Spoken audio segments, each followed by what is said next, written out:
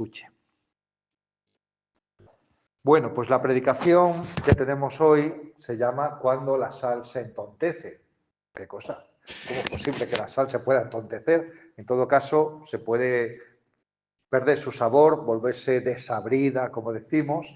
Pero bueno, a lo largo de la predicación vas a entender por qué he dicho que la sal se puede entontecer, ¿vale?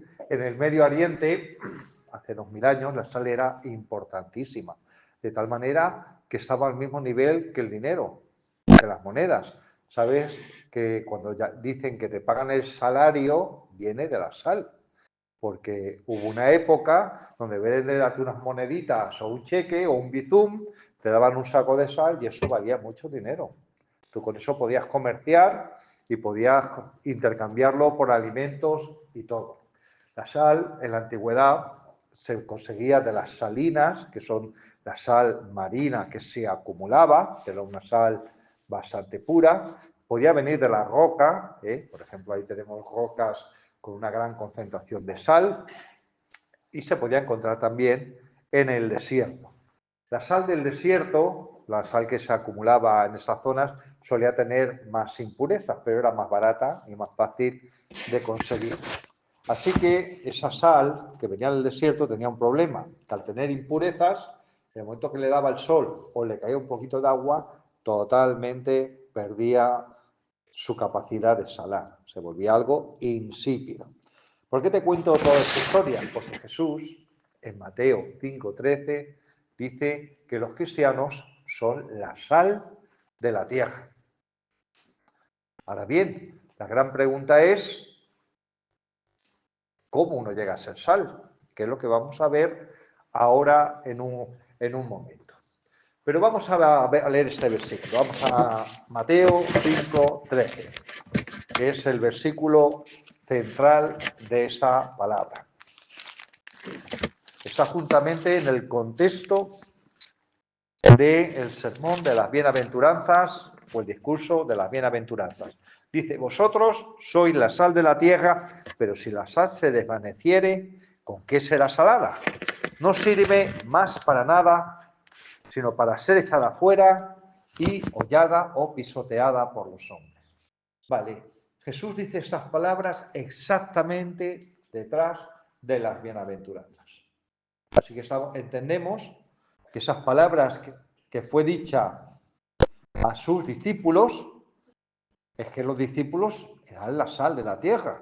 Es decir, la sal de la tierra no son las fuerzas de paz de la ONU, la sal de la tierra no son una ONG, como por ejemplo la de Central Kitchen, este cocinero español que reparte cocina por el mundo. La sal de la tierra son los discípulos de Jesús o los seguidores de Jesús.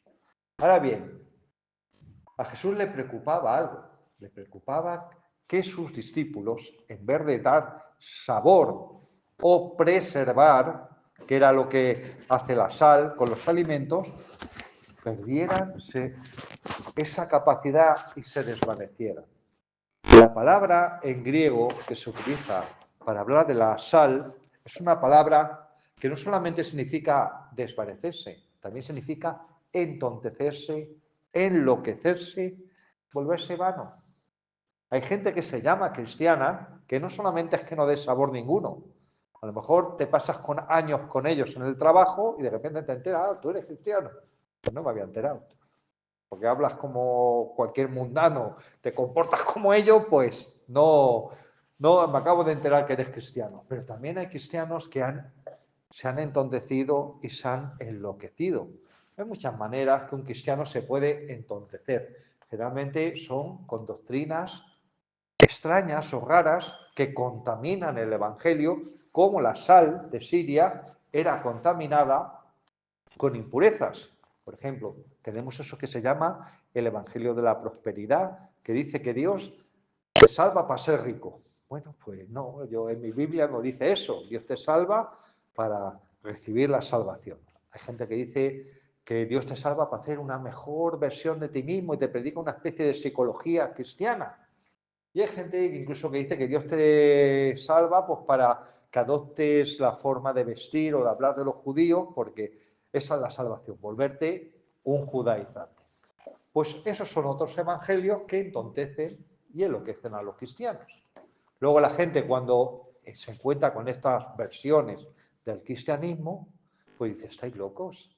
¿Por qué yo tengo que hablar en otro idioma o en otra cultura para conocer a Dios? ¿O qué pasa? Si yo soy pobre, ¿Dios no me ama? ¿O tengo que estar repitiendo frases religiosas para vivir una especie de vida superior? Entonces hay muchas formas enloquecidas o vanas del cristianismo. Esta palabra, que se traduce por desvanecerse, también está conectada con la palabra perder el filo. ¿Sabéis lo que pasa con los cuchillos que pierden el filo? Que ya, pues no cortan, o sea, no sirven para su función. Hay cristianos que no cortan en el sentido no de ser cortantes y de estar dando palos a la gente, pero que verdaderamente no son útiles para Dios. No, al revés, muchos son inútiles. Yo a veces digo que igual que hay gente que evangeliza intentando transmitir el Evangelio de Jesús, hay gente que su vida es todo lo contrario, te quita las ganas de creer en Dios, porque ves la vida que hay, dices, y dices, pues si este es cristiano y hace las cosas que hace, pues mejor me quedo como estoy. ¿Vale? También esta palabra significa embotarse. Embotarse significa, en castellano actual, empanarse. Son cristianos empanados. Es decir, que están como adormecidos, como verdaderamente no hay vidilla de Dios en ellos. Están como dormidos espiritualmente.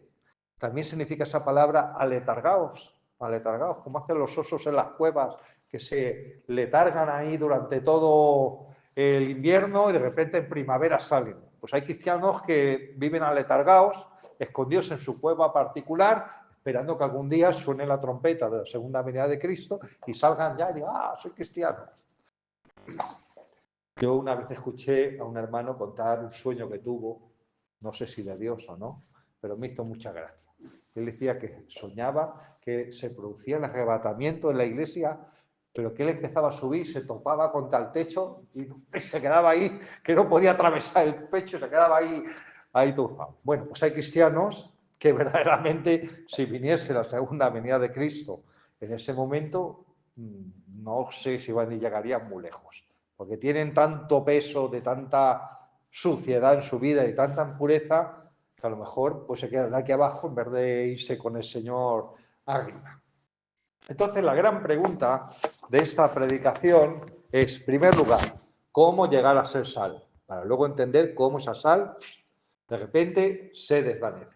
Así que vamos a ir justamente al capítulo 5, al versículo 1, las bienaventuranzas. Porque para entender la palabra tienes que entender el contexto en el que es todo dicha. Dice el versículo 1, Mateo 5:1. Viendo la multitud, subió al monte y sentándose, vinieron a él sus discípulos y abriéndoles la boca, les enseñaba diciendo: ¿quiénes son la sal de la tierra? Los que siguen a Jesús y siguen sus enseñanzas. Está claro. Ya está. Para que no sepan las enseñanzas que decía Jesús, si estas personas han sido enseñadas por Jesús y le siguen, esos son discípulos. Y no hace mucho, escuchando precisamente a gente que se había convertido a Cristo desde el Islam y que se avergonzaban de llamarse cristianos, porque tela algunos que se llaman cristianos, las burradas que hacen. Él decía, no, yo soy seguidor de Cristo. Es verdad. O eres seguidor de Cristo o eres de una cultura cristiana, como hay mucha gente por este mundo. Dice el versículo 1, ¿qué te hace sal? Bienaventurados los pobres en espíritu, porque de ellos es el reino de los cielos. Bueno, pues, ¿qué significa eso de ser pobre en espíritu? Significa que tú reconoces tu necesidad espiritual. Una persona llega a ser sal cuando reconoces que necesitas de Dios. Si no lo reconoces, pues no eres discípulo de Jesús. La palabra griega es más fuerte, por eso me encanta leerla en el idioma que fue escrita, porque ves matices y ves colores, ves dobles sentidos, ves intensividad, fuerza en una determinada palabra. Y aquí está diciendo mendigos. Bienaventurados los mendigos espirituales. ¿Qué es un mendigo? Alguien que está clamando por ayuda. Porque entonces el reino de los cielos lo vas a tener abierto a ti. Dice el versículo 4. Bienaventurados los que lloran, porque recibirán consolación. ¿De qué está hablando? ¿De que te ha dejado la novia y estás triste? No. Está hablando los que tienen duelo, dolor, por lo lejanía que están de Dios. Esa gente que está quebrantada. Pregunta, ¿hace cuánto que no lloraste en la presencia de Dios? Pues te digo que a veces perdimos esa sensibilidad a las cosas del Espíritu. Pero dice que el reino de Dios está cerca, la consolación y la ayuda de Dios, aquellos que se quebrantan por lo lejos que están de Dios, por lo lejos que estamos de los estándares de Dios. Porque esto no es de ir con una corbata y un traje y una Biblia o un libro de Mormón en la mano. Esto va de ser como Jesús. Y qué lejanos estamos en nuestro carácter y en nuestra vida de cómo Él era, ¿vale? Entonces, ser sal es tener ese quebrantamiento, esas lágrimas por tu situación espiritual. Dice el 5, bienaventurados los mansos, porque ellos recibirán la tierra por heredad. Los mansos que habla aquí son aquellos que se dejan enseñar. Hay dos tipos de personas, los que se creen que lo saben todos y los que se dan cuenta pues que tienen que aprender muchas cosas. Y en las cosas de Dios tenemos que aprender. Y hay que ser manso, es decir, enseñable. Hay gente que no es enseñable. Es que tú le intentas explicar las cosas y que no, es que no tienen una actitud de aprender. Te voy a poner un ejemplo. Cuando yo era adolescente, mi padre me obligaba a trabajar con él en el campo. Estamos hablando que yo sacaba sobresalientes de media en la escuela, pero como era el único varón, mi padre me llevaba al campo y me ponía a cavar, y me ponía a sembrar, y me ponía a poner ladrillo y a hacer pasteras. ¿Tú crees que yo tenía ganas de aprender eso? No tenía ganas. Lo hacía porque era menor y por narices tenía que hacerlo. Mi padre tiene una mano para las plantas, pero maravillosa, digno de aprender. Ahora después ya mayor, digo, pues si hubiera aprendido las cosas que él sabe, porque es hacer capaz que un terreno baldío empiece a producir de todo. Sabe cuándo hay que sembrar, cómo hay que sembrar, cómo hay que regar, los injertos. Eso tiene una mano para injertar árboles, que te coge un árbol que yo que sé es un manzano y lo hace producir almendras. O sea, coge, hace sus injertos ahí, pum, pum, y de repente empiezan a salir almendras del manzano. Bueno, ¿por qué no aprendí yo eso? Porque no quería aprender. Yo como yo no quería aprender, pues no aprendí a hacer estas cosas. No tenía una actitud mansa para aprender lo que mi padre quería enseñarme. Dice el 6, bienaventurados los que tienen hambre y sed de justicia, porque ellos serán saciados. Ahora bien, ¿de qué está aquí hablando? De que tienes un problema con Hacienda y el ayuntamiento y tienes ganas de que se te lo solucione Dios. No, está hablando el que tiene hambre y sed de ser aprobado por Dios. Cuando tú leas en la Biblia justicia o justificación, significa ser aprobado por Dios. Para ser aprobado, tienes que estar suspendido. A ver, si tú has fracasado en un examen o has suspendido en un examen, pues quieres aprobarlo. Y hemos suspendido en el examen de la vida espiritual por lo menos. Y el reconocer que hemos suspendido y el tener deseo de querer ser aprobado por Dios, eso se ha perdido. Mucha gente que dice ser cristiana y seguidor de Jesús, quieren que Dios les solucione los problemas, pero eso de querer ser aprobado por Dios, de que su vida cumpla los estándares de Dios en todas las cosas, pues no. Sigue diciendo el 7, bienaventurados los misericordiosos, porque ellos alcanzarán misericordia. Bueno, ¿cómo uno puede llegar a ser sal? Porque busca la misericordia de Dios, porque busca el amor de Dios y busca replicarlo en otros. Ojo, dice, serán llamados misericordiosos, porque si tú quieres el amor y la misericordia de Dios y tratas a patadas a la gente que está a tu alrededor, pues hay algo que no funciona. Los verdaderos discípulos de Jesús y seguidores de Jesús son gente que buscan el amor y la misericordia de Dios y de la misma manera intentan extenderlo entre los que rodean. Y por eso los que están a su alrededor dicen, tú eres un hijo de Dios, tú eres una hija de Dios. Qué bonito es cuando son los demás los que te llaman hijo e hija de Dios y no cuando no lo llamamos nosotros a nosotros mismos. Pues eso significa ser sal donde estás, que se transmita algo de Dios. Sigue diciendo, bienaventurados los de limpio corazón, porque ellos verán a Dios. Bueno, ese también, conociendo un poquito el contexto en que fue escrito, en los tiempos antiguos el corazón era el centro no de los sentimientos, no de los pensamientos, sino de la voluntad. Estamos hablando de la cultura de la época. Cuando hablaba el corazón, hablaba de la voluntad del ser humano. Así que alguien de limpio corazón es que tiene su conciencia, su voluntad limpia. No tiene una doble voluntad, es decir, un doble ánimo que también habla la Biblia. Es decir, que su corazón busca que esté completamente entregado a Dios sin que haya nada que lo ensucie. Y a esos, dice Dios, que van a ser bendecidos y van a ser salvos. Cuando a un cristiano le importa poco la voluntad de Dios, su sal se desvanece. Cuando te da igual lo que Dios piense, con lo que hacer, con tu sexualidad, con tu dinero, con tu trabajo y con tu familia, pues verdaderamente te vuelves insípido. Religiosos sí, religiosos hay a patadas, pero un verdadero discípulo de Jesús no. Dice el 9, bienaventurados los pacificadores, porque ellos serán llamados hijos de Dios. Vale. ¿De qué está hablando aquí? ¿De las fuerzas de paz de la ONU? Pues no. Está hablando de aquellos que buscan no solamente tener paz con Dios, sino que esa paz con Dios llegue a otros. Jesús podía haber dicho, bienaventurados los evangelizadores, pero en esa época no lo hubieran entendido. ¿Qué es eso de evangelizar? ¿Qué es eso de predicar el evangelio de Jesús? No lo hubieran entendido, pero sí entendían lo que era predicar la paz con Dios.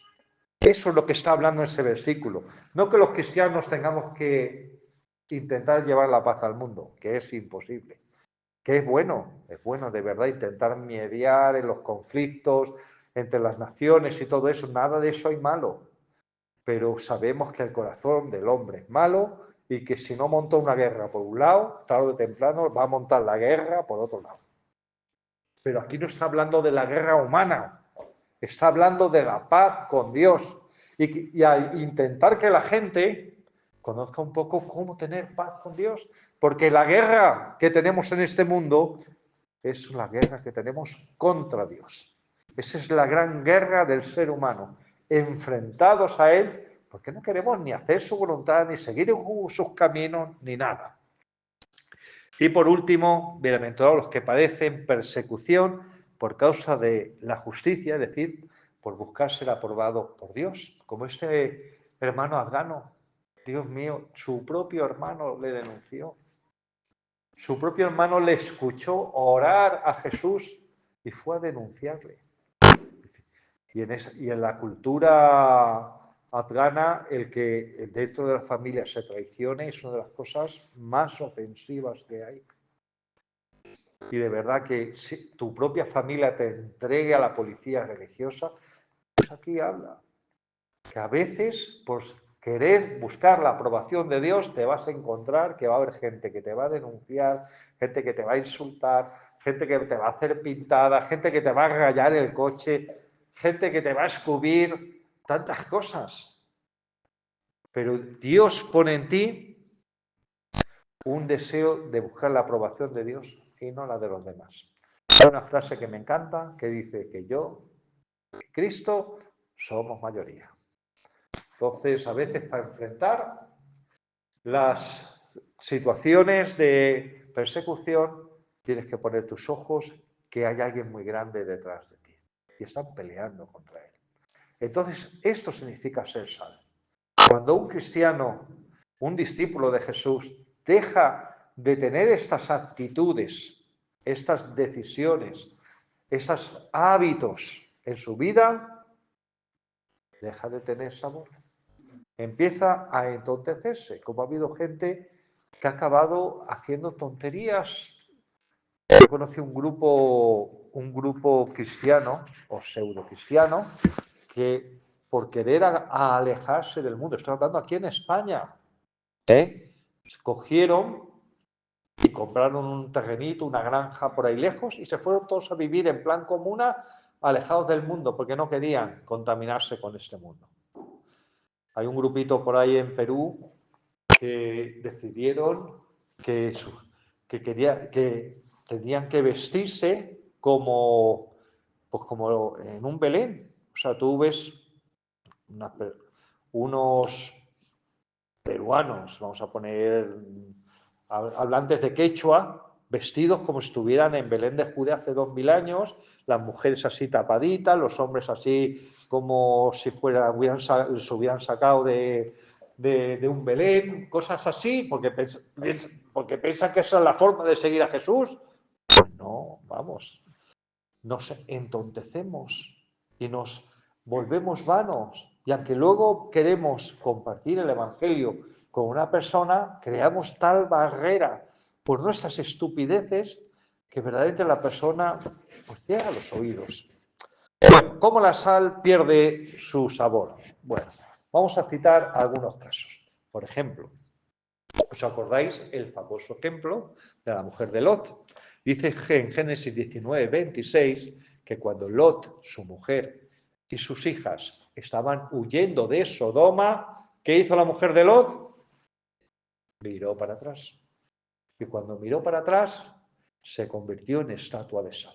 Curiosamente, hay un lugar allí en Israel, en el desierto de Judea, donde está el mar salado, el mar muerto, como se llama, que hay un montículo que parece una mujer que tradicionalmente dicen que es la mujer de Lot, a saber si es o no. El caso está que en mitad del desierto hay un pedazo de rocas así que parecen como forma femenina que recuerdan a una mujer.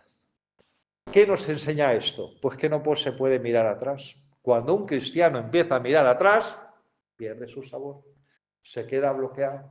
Cuando empieza a pensar, ay, lo bien que yo estaba en el mundo o en las discotecas, ahí bebiendo y tal, pues terminas perdiendo ese sabor de Cristo que tenías que tener. Cuando dices, ay, qué bien, las películas que veía, con las guarrerías que hacían, pues cuando empiezas a pensar y a mirar al pasado, te quedas bloqueado, te envaneces, te vuelves inútil para las cosas de Dios. Dice la palabra que el que quiera venir en pos de mí, tome su cruz y sígame. Eso lo tienes en Mateo 16, 24. El que quiera venir en pos de mí, tome su cruz y sígame. ¿Qué es lo que pasa cuando un cristiano deja de tomar su cruz? ¿Y qué significa eso de tomar la cruz? Bueno, pues, en primer lugar, ese versículo dice el que quiera, es un deseo, es un anhelo, es una disposición. Nadie la puede poner por ti. Jesús ya tomó la cruz en tu lugar, pero tú tienes que tomar la cruz para seguirle a Él. ¿Qué significa tomar la cruz? Dice, el que quiera venir en pos de mí, tiene que tomar su cruz, ¿vale? Él la tomó por todos, pero tú tienes una cruz en particular. ¿Cuál es tu cruz? Tu viejo yo. Ese yo que no quiere obedecer a Dios, ese yo que no quiere seguir a Jesús, ese yo que quiere hacer lo que le da la gana, es el que tú tienes que llevar a la cruz.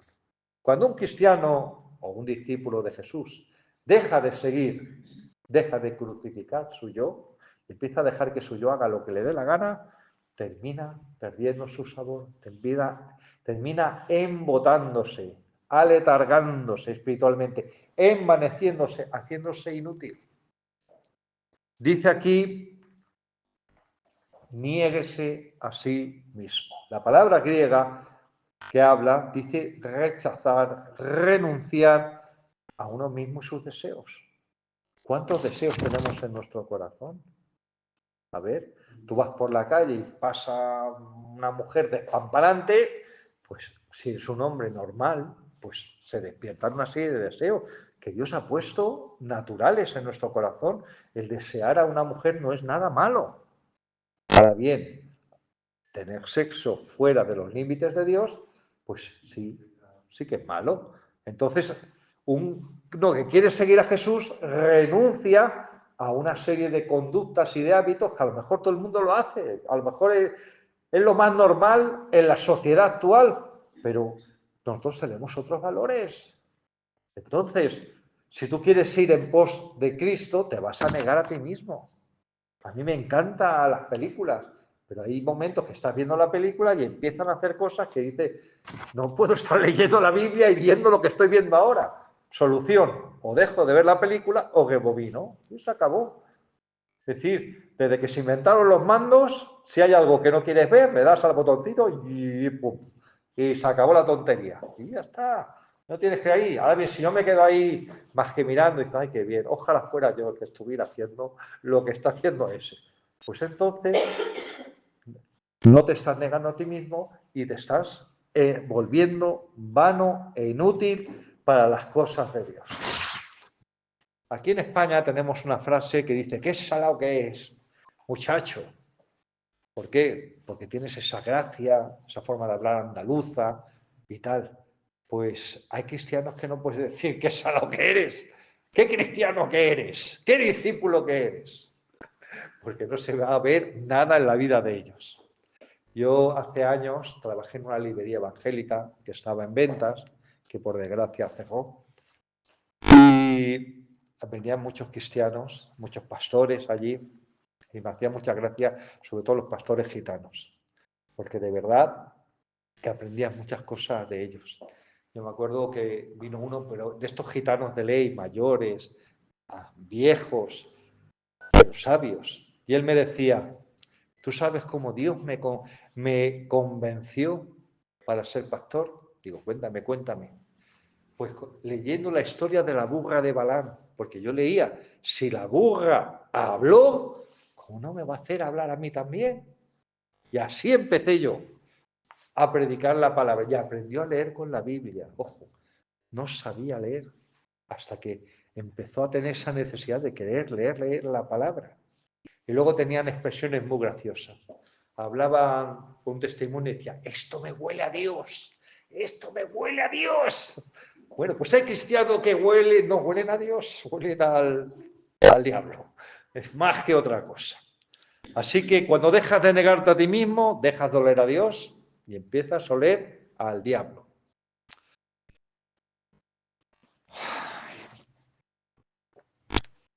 Dice la Escritura, vamos a leer Lucas 6, 4 al 5.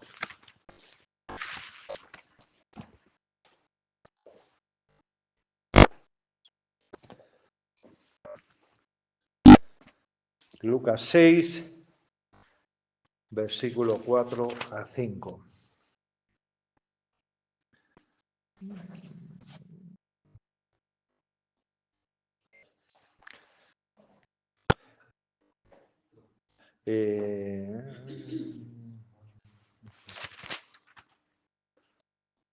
No, perdona, el 45. Dice Lucas 6, 45. El hombre bueno del buen tesoro de su corazón saca lo bueno y el hombre malo del mal tesoro de su corazón saca lo malo. Porque de la abundancia del corazón habla la boca. Un cristiano salao, un cristiano seguidor de Jesús, cuida sus palabras. Eso no significa un fanatismo de que no puedes decir más que cosas religiosas, pero sí cuida las cosas que salen por tu boca. No puedes decir cualquier cosa sin filtro. Dice la Escritura, ¿quién no ofende cuando habla? Y en las muchas palabras hay mucho pecado.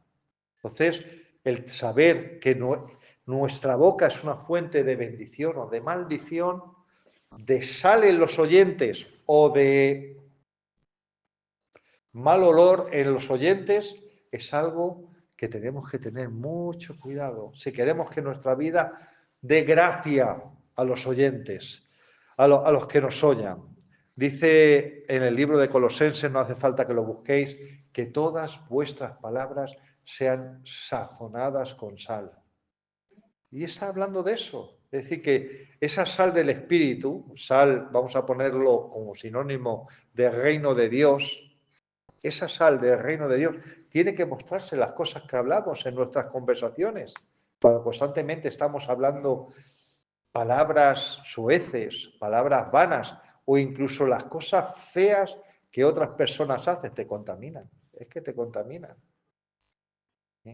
Yo tengo una norma que intento cumplirla, que si antes de hablar mal de una persona que tengo cercana, por lo menos primero tengo que intentar hablar con esa persona. Hay algunas que se pueden hablar, otras que no hay forma de hablar. Pero si no estoy orando por esa persona o no he intentado un poquito hablar con esa persona para intentar arreglar las cosas, pues no voy a hablar mal de ella. Ahora bien, de la abundancia del corazón habla la boca. Hay que guardar nuestro corazón. Hay que guardar nuestra voluntad. Hay que protegerla. Porque hay muchos ataques que van a venir. Van a venir ataques a través de pensamientos, a través de sentimientos. Va a entrar por nuestros ojos. Vamos a interpretar mal las cosas. Entonces tenemos que buscar que nuestro corazón esté protegido para que no se vuelva nuestra vida insípida. Vamos acabando.